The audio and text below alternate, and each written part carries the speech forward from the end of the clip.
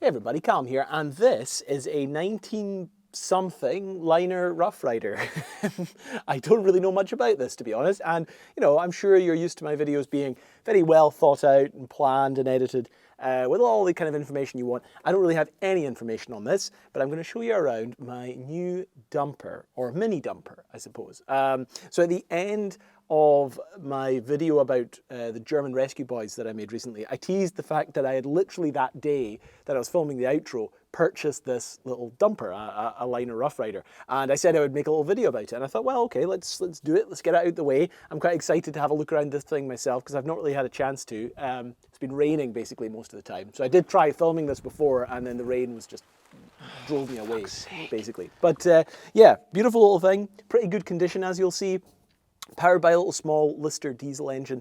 What we'll do, we'll have a look around it. I'll show you some bits and pieces, quirks and features, if you will, and then we'll try and get it started and maybe see if we can run it around. I've not even actually dumped the box yet, so I'm quite interested to actually try some of the features on it. But first things first, let's get it uncovered. To be honest, I couldn't have done a worse job of covering this thing up with a tarpaulin, but anyway. So first things first, I suppose, the wheels. Now, interestingly, I've heard, I haven't confirmed this yet, but I believe these are meant to be old Land Rover wheels. So if I do need to replace the wheel at any point, it seems like they're quite easy to find. The tyres are, well, not custom, but they're not Land Rover tyres, although somebody did tell me once that they remembered an old Land Rover run on dumper tyres. So maybe they were running it on old Liner Roughrider tyres. But they're a bit cracked, as you can see, though. They do have some tread on them.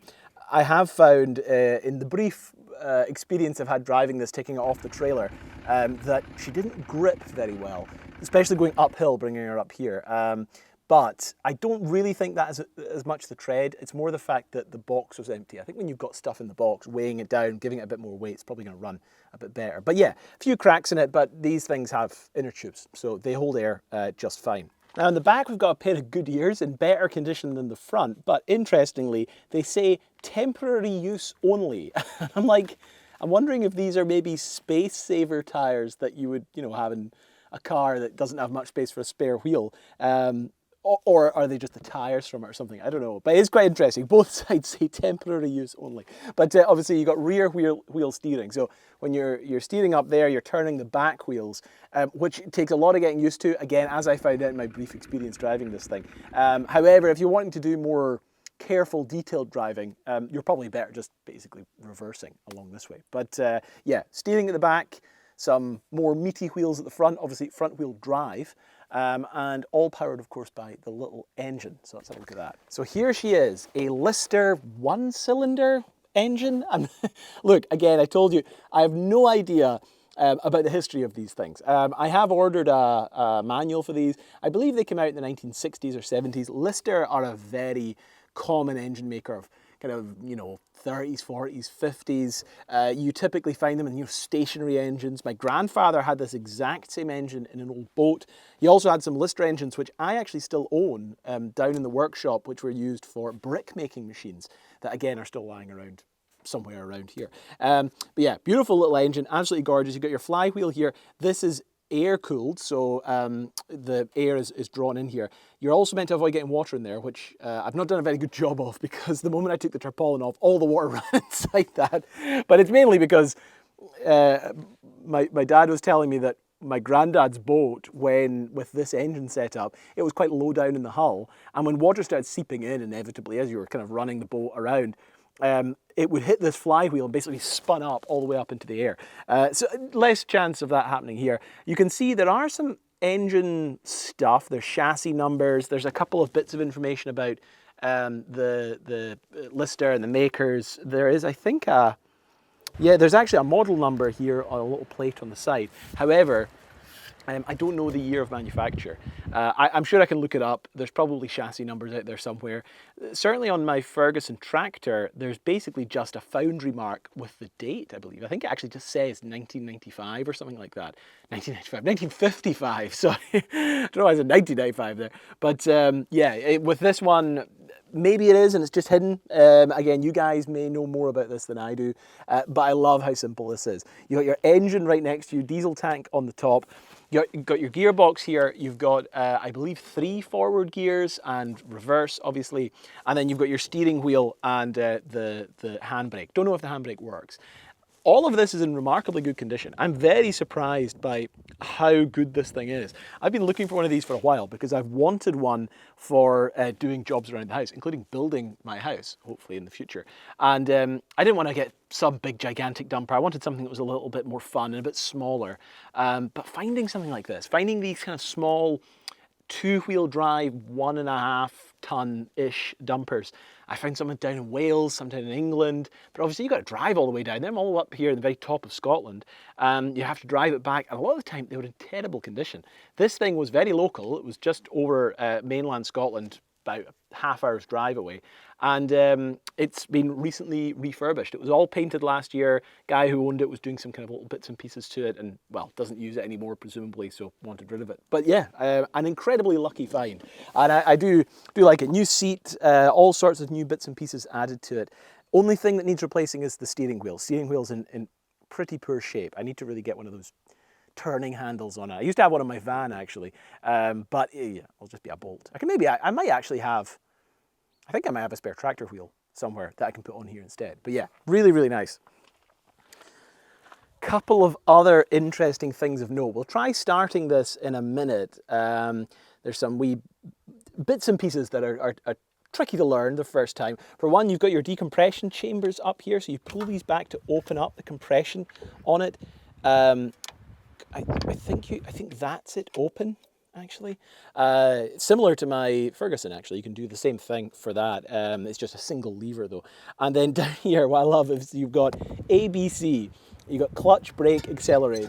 I don't know. I've never seen them labeled ABC before, and I think it looks absolutely fantastic. And then you've got this thing, which is what basically lets you lock in the acceleration. So you can push this down, place this little bit over here, and then when you're starting the engine, it makes it a little bit easier. And then this thing tips the bucket. Like I say, it's manual, so it's gravity fed, I suppose. You know, so you don't have any hydraulics or anything tipping this up. You basically got to pull this to unlock it, and then you pull this up, and that's what actually flips the whole thing over. And then you got to pull it all the way back down again.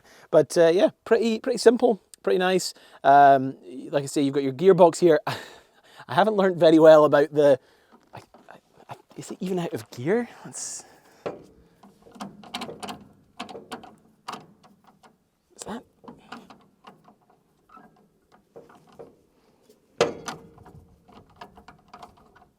Okay, is that out of gear? Yeah, I have no idea. But we'll soon find out, because I'm going to try starting it. So one of the things that I like the most is this beautiful little plate that it's got in the back for Liner Roughrider. Now, it looks like he's kind of sanded this down slightly, and you can just behind see the original colour. I think this used to be yellow. I've never seen one of these things in red. I'm guessing he chose red because he liked the colour. But my girlfriend's taken to naming this thing Ruby, which I think fits quite nicely as a result. Now, also you might notice is this. This isn't power takeoff, although I suppose technically it is. This is your starter. So there's your starter handle. Put the starter handle on. Now, bear in mind, right? I've done this once, okay? So I don't want to hear any chat in the comments. Oh, well, does he not know how to do it? No, I don't. I don't know what I'm doing. I've never done this before. I think it's a 1-cylinder diesel engine from at some point, and I've got a starter handle. So we're gonna learn together, okay? And if you notice me doing anything wrong, well, you see, look, also the other thing is, I know about the whole thumb thing with a starter. All I'll say is, it's one thing in theory and it's another thing in practice. Sometimes it's very hard to start these things without putting your thumb in a slightly compromising position. Odd way of phrasing it, but you get what I mean. Okay, so theory of this is, I believe, the midges are eating me alive here, so I want to get this done nice and quick. I'll turn this, which is turning over the engine, obviously, and then once it starts to catch, pull back the compression chamber, close them up again, and then the engine can take over from there. Hopefully. Look, I'm no freaking mechanic. I don't know all these bloody terms, okay? So we'll see. We're going to try, again, we're going to try this together. I think there's some diesel in the tank. You might have spotted I've got the accelerator pinned down over there. I think this thing actually used to have a little box that covered the engine itself, but as you can see, it's all kind of exposed to the air at the moment, which is nice. It means you can see how all of this operates. But yeah, right, we'll give it a try.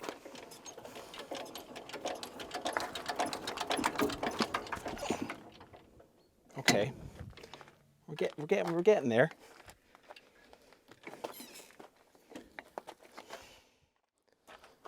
Oh, fuck me, these midges are eating me alive. Right, I'm an idiot. There's a fuel, there's a fuel line, the thing that lets the fuel in. Fuck, ow. Oh, these midges. I need to open this. That lets fuel in.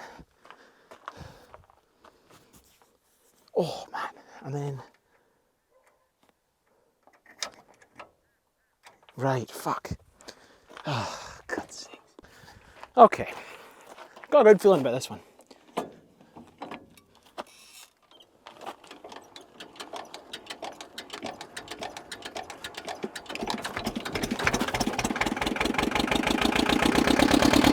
Woo! Yes! How you doing?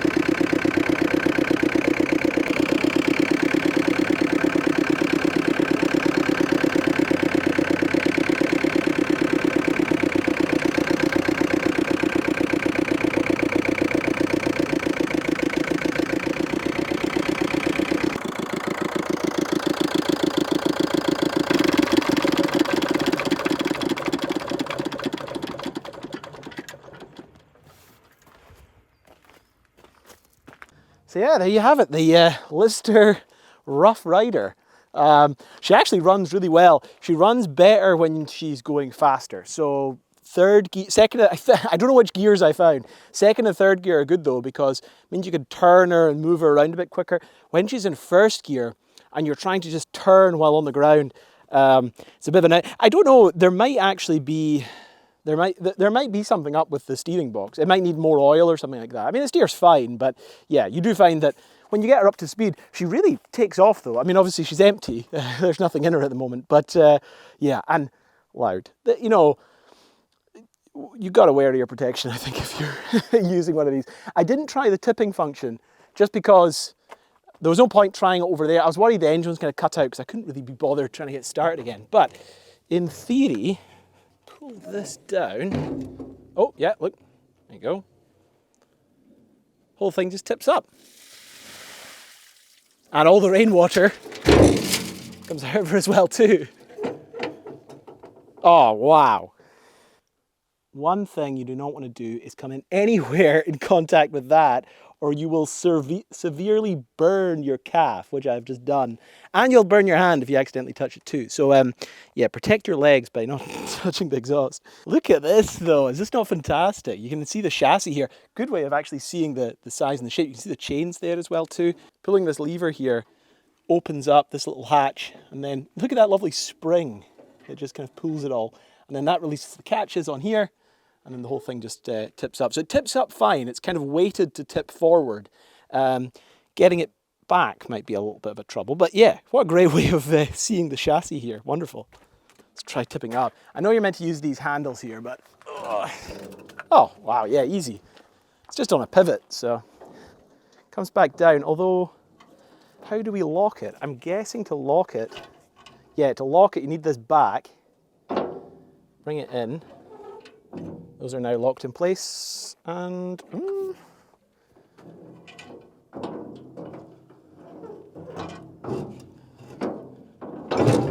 there we go.